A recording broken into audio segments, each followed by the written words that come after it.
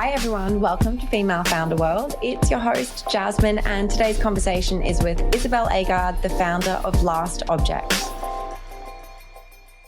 So Isabel, welcome to the show. To kick us off, could you tell everyone what your company is, what you do, and maybe a couple of insights to let people know where you are and kind of the entrepreneur founder story at the moment? Well, I'm Isabel, and I founded the LastObject, which is our company with two of my amazing design partners. We're all three product designers. So this is like the foundation, the base, the trait that we come from. And our mission with this company was to create reusable alternatives to single-use products. And we did this, and why we created the company was that we wanted to make an impact environmentally, but we wanted to make a huge impact.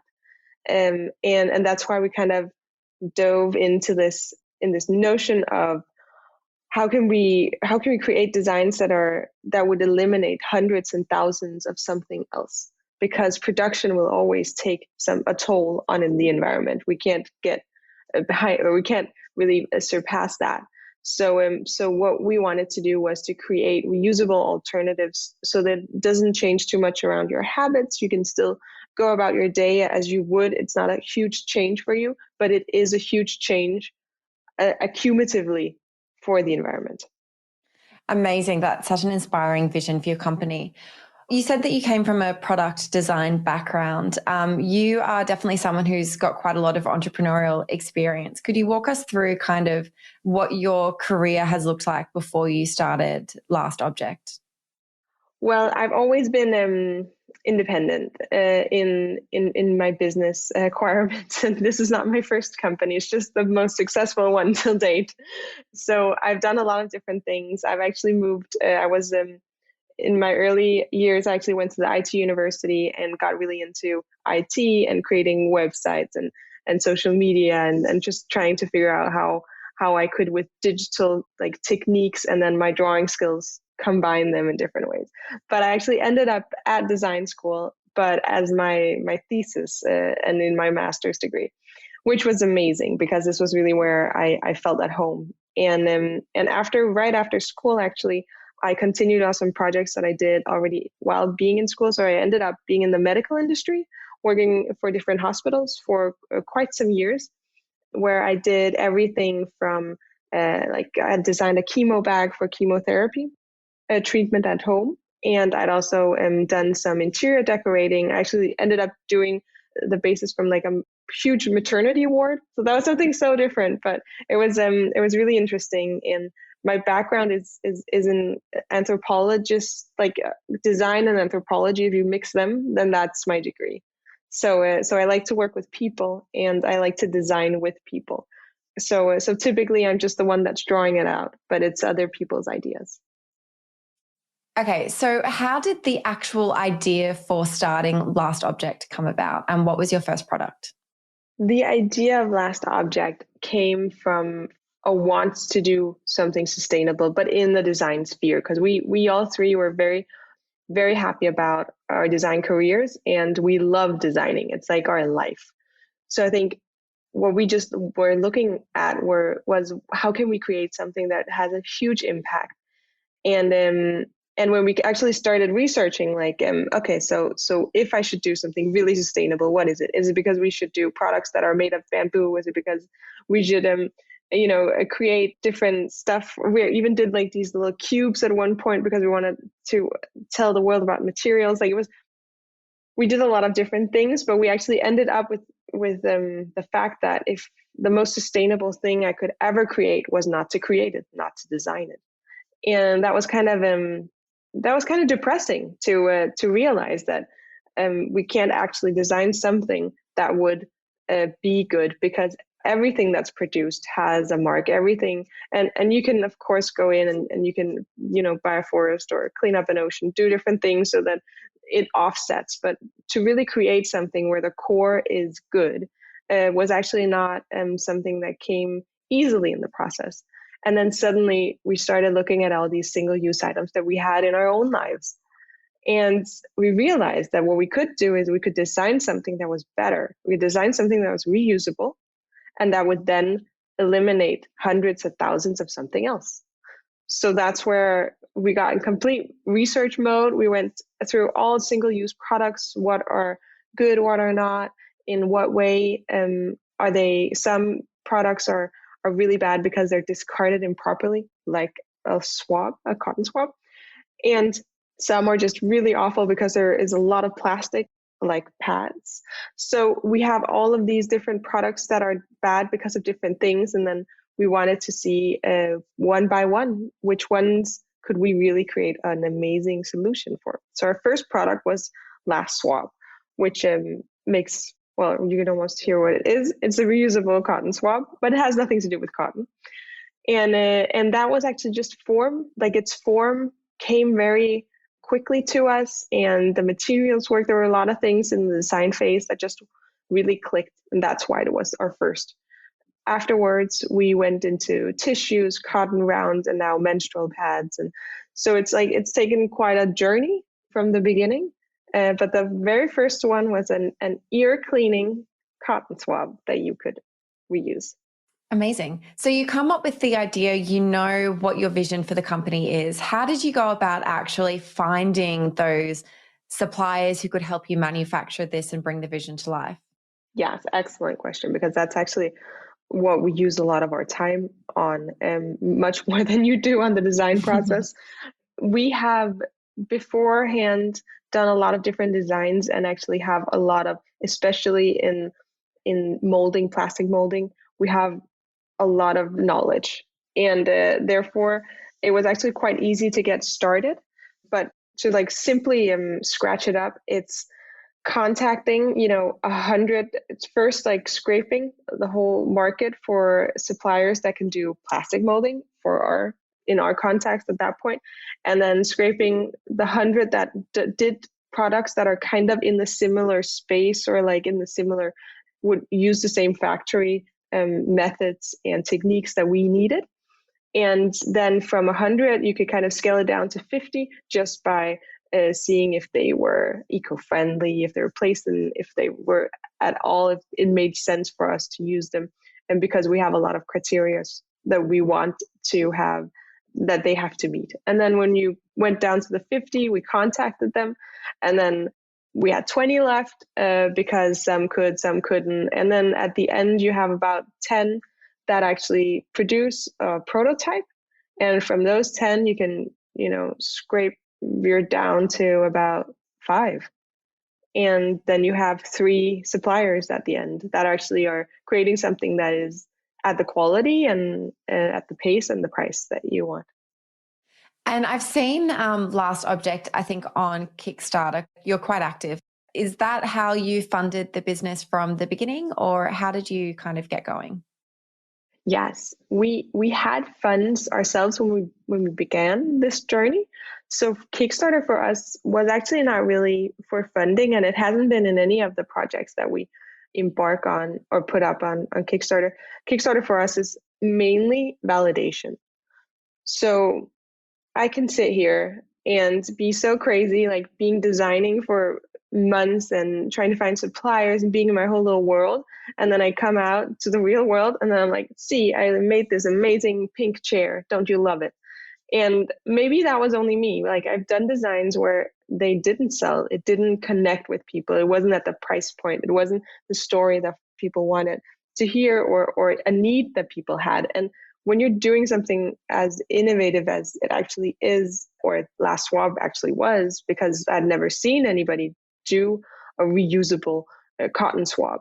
So we were in doubt if people just thought it was really disgusting, or something that we just completely aimed off. And I kind of feel that every time I do a new product, I'm like, this could be also a miss. It could also be a hit. I have no idea. So that's why, like, it's a really good, it was a really good way for us, especially in the beginning, to do a Kickstarter and then just see, like, could this convert?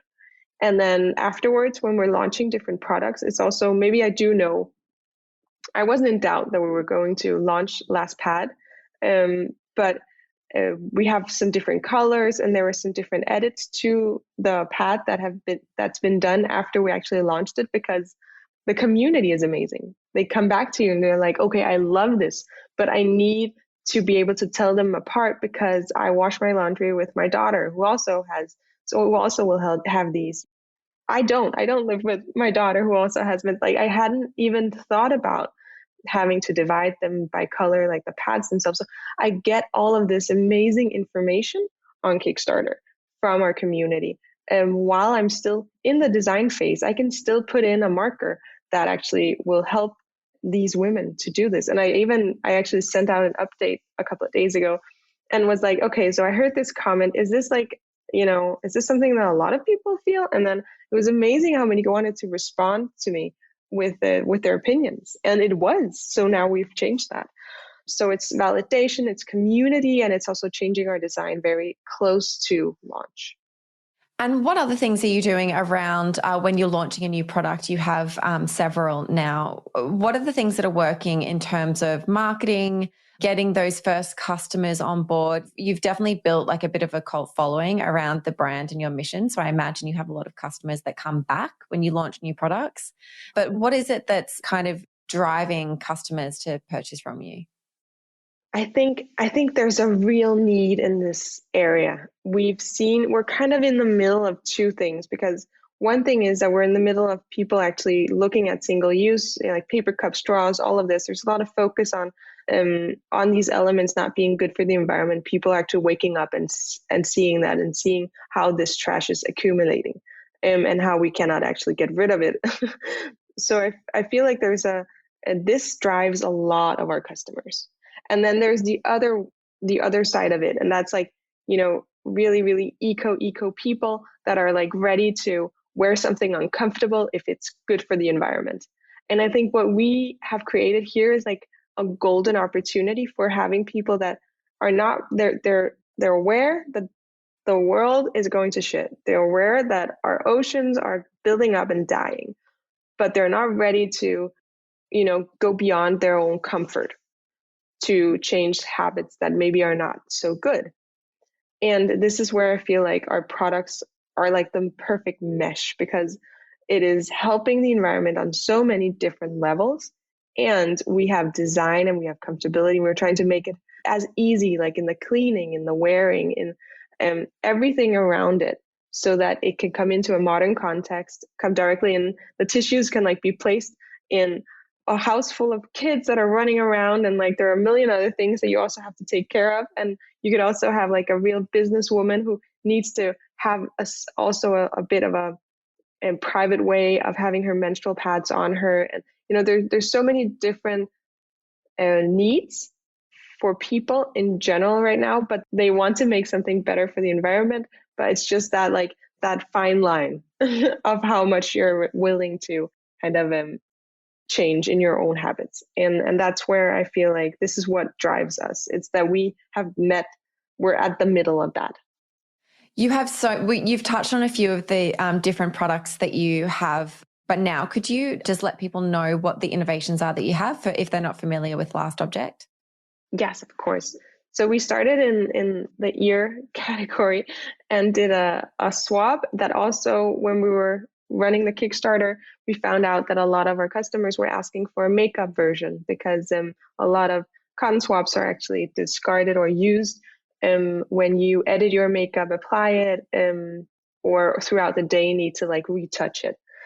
So we did a beauty version, and we've now also launched a baby version, which is safe. We did that after I had a kid, and I found out I can't just clean his ear with my swab. I need like a version where it's safe for him. So because it's somebody else's ear you're kind of messing with. And from there, we kind of went into the tissue industry, which is a huge, like I think every year we're talking trillions of tissues are produced and packaged and wrapped in wrapping and wrapping. It's like, this is just a crazy, but we did what we would call like a modern take on the handkerchief. So it's just handkerchiefs, but they are packaged in a really, really nice like silicone pouch. And we have two versions. We have one for like when you're out and about, and it has the same size as a tissue pack. And then we have the tissue box, which is, as you can imagine, a tissue box. And then you can pull your handkerchiefs out of this, and then you wash them with your other clothes. And there's a membrane in both of the designs that make the dirty ones not touch the clean ones. So it's like a hygienic way of getting the tissue back. Wow. It's so innovative and so clever. What is the design process how do you come up with these ideas? Do you just have a list? I mean, there are so many single-use products that I'm sure you just have an endless list of things that you could innovate on. But how do you decide which one is next, and then come up with the ideas about how you can make it better? Is there a process, or is it more kind of intuitive? Yes, there's definitely a process, but it's also intuitive. I would say yes to both, because what we did in the very beginning is that we did that list. And the list also, it explores, it goes all the way to tea bags, and it goes, and we also touched upon, straws and things that we already see a lot of solutions to. I think that when we look at the next product that we want to innovate, or the next area we want to innovate, it's very much about what's already on the market. So we need there to be a place for us. So I'm never going to make a straw. There are glass straws, there are metal straws, there's so many. There are the ones that you can fold together, they're the ones that you can split into. Like there's been so many people doing amazing designs there, and I don't feel like I have anything that I can offer that would like up to that experience. So like it's moving around. We went into cotton rounds, and that's the only product where I felt like there were actually a lot of competitors in this market, reusable cotton rounds, where I was in doubt if there was like a place for us. Now we found a material that was so like, it feels like cotton. So the experience is just much closer to the single-use experience than what was, and that was like the big innovative thing for that product. And I think that if there is an edge where we can see that we can create something that's much better, much more durable, or just has a better experience to it, then I would do that product. But it also just has to be in an area where we're doing a huge impact. So you'll never see me either like create a chair. I'm not going to make a sustainable chair. Like there are so many different companies that are doing a lot of different things in that area, or doing it with different materials. But we're going to stay in like the single use. I want to see if we can get rid of, not add more products to your house, but like get rid of some products and then add one product. And I feel like that's also very important, that we kind of keep going in this sphere of dealing with single use and dealing with what already exists, and how can we really be innovative. Hearing you talk, you're so clear and you're so focused on what your company is and what you are not. And I think a lot of founders have this problem with not being able to be focused enough. It's quite an entrepreneurial trait, I think, where you're interested by so many different things. And it's hard to kind of like keep that focus and keep that clarity around what it is that you offer, who it is that you're serving. How is that something that's just innately in your personality, or is that something that you have to kind of go back to the drawing board and be like, no, we've got these principles written down. That's not who we are. That's not who we do.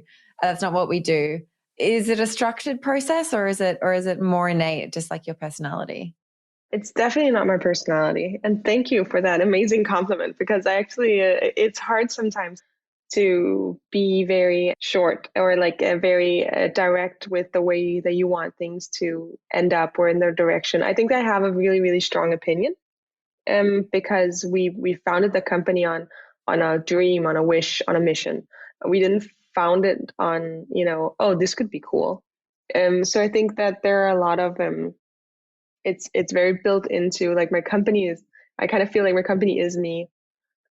So a lot of the things that we do are values that I have, and it's like throughout everything that we do in the company, like the way that we have employees, the way that we do ads, our visual representation, also the testing. We do a lot of testing, so it's not like you can fail in this company. That's complete. I fail like daily. So, and I think that a lot of these things are so clear to me because it's part of me. I think the other reason why I have found a way that I especially see it is because I'm constantly discussing this with my two co-founders on a daily basis, and we don't always agree. And now you're getting my version of what we think we should do. I don't think they'll disagree, but maybe in some context. And I think that we every day discuss and change our minds and go in a different direction. Like I went in to work today, and my brother's one of the partners, and he has this new idea for the beauty swab.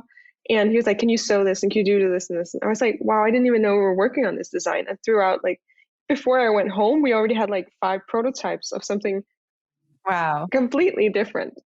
So I think that, well, and maybe we're never ever gonna like launch them. We can work on things for months. We had a design that we worked for months on, and we had it tested, and we had user journeys, and we had all of these things. And then at the end, we were like, it's just not good enough, and I don't know how we can solve this. And then we threw it out, or like directly into the garbage, and we're like, we have to stop this, and then we just have to get back to the drawing board. And I think this way of like going back and forth to things and keep discussing like, what is our mission, what are we going for, why do we want to do this, I think that is a little bit tiring sometimes, but it's so important for us so that we can be focused and make good decisions. You spoke a little bit there about testing, and for people who haven't kind of done this before, they haven't launched a product before, what does that mean? Like in a practical sense, what kind of activities are you undertaking to test a product or test an idea?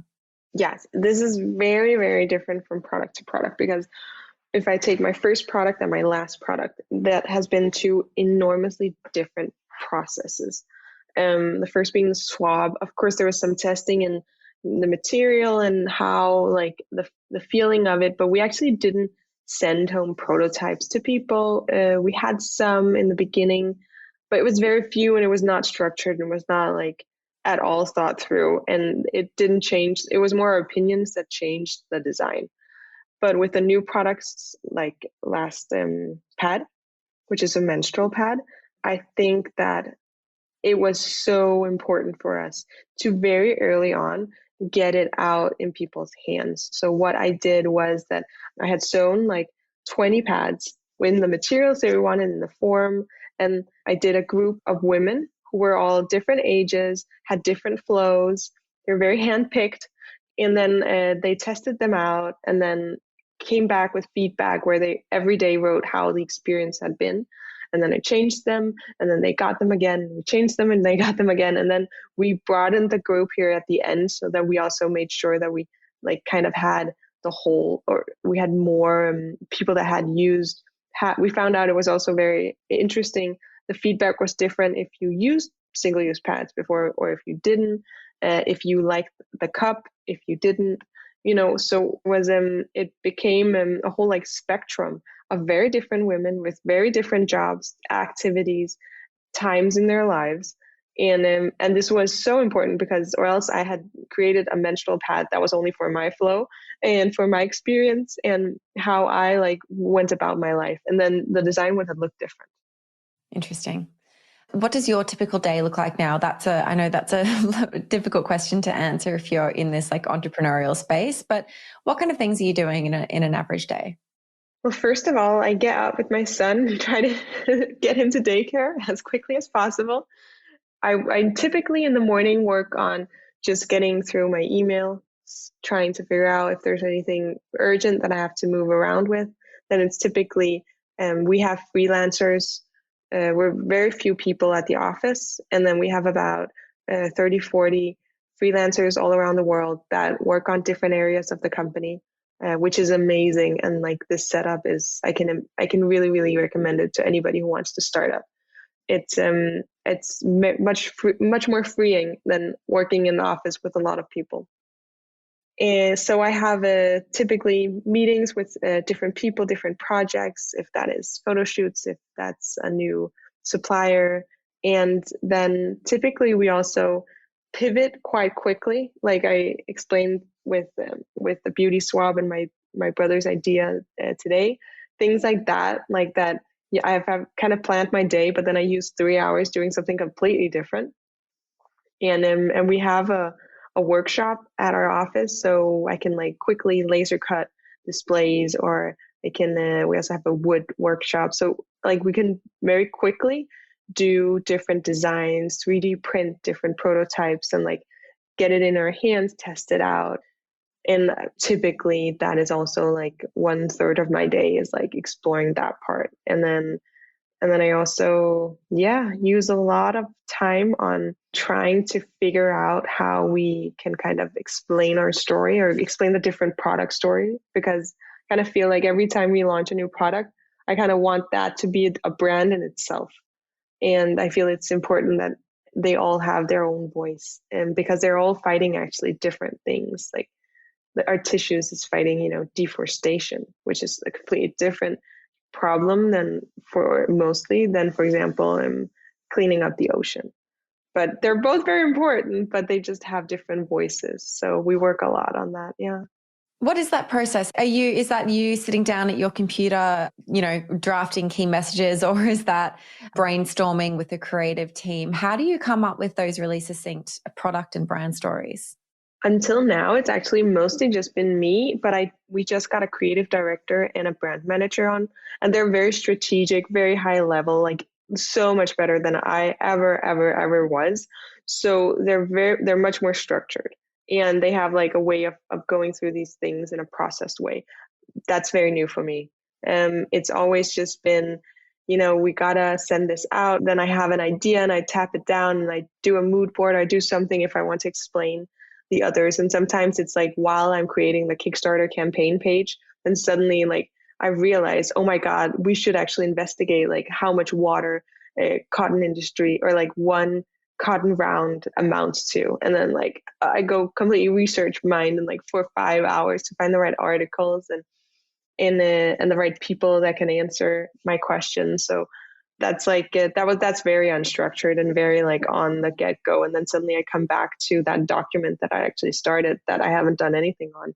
So but I think that now with the 2 amazing people that we have on board, that process will probably look a little different, probably not on my side, but as a company. And Isabel, the last question that I ask everyone who comes on the show is if you can share a resource for someone who is earlier on in their entrepreneurial story, whether it's a book or a podcast or maybe a community you're a part of, anything that you can kind of give to pay it forward as a resource that's helped you. Yes. Okay. I actually have always felt like I can tell you like, oh, this tool is really good, or like this is a really good project management way of like going about with your projects, or that would maybe help you. But I feel like the best advice that I got and the best advice that I can give others is that whatever you kind of aim yourself at, if that is, opening a cafe, or if that is starting a business where you, I don't know, carve out wood pieces, whatever like industry, whatever project, whatever company, like just really make sure that it means the world to you. Because I've been in companies that don't mean the world to me, and then it's tough business. It's really, really tough. If you have a company, if you work with something that is so dear to you and so amazing, it's still going to be tough. It's still going to be rough, but it's just so much more meaningful. And you will have to compromise with your family life, with your private life, with your sleep. There are a lot of things that you will have to compromise on. And that's why it really has to be impactful and meaningful. So finding like the essence, of you, the way you want to have things go, or the goal I just want this cafe to be like the center of my little community. I want people to like, if that's your mission, that is amazing and you will get there, but it really has to be that impactful. That is great advice. Isabel, thank you so much for coming on the show and for all of your insights today. Thank you. Thank you for having me on. Of course. It's Jasmine again. Thanks so much for tuning in. If you did enjoy this show, which I hope you did, don't forget to drop a 5-star review wherever you're listening.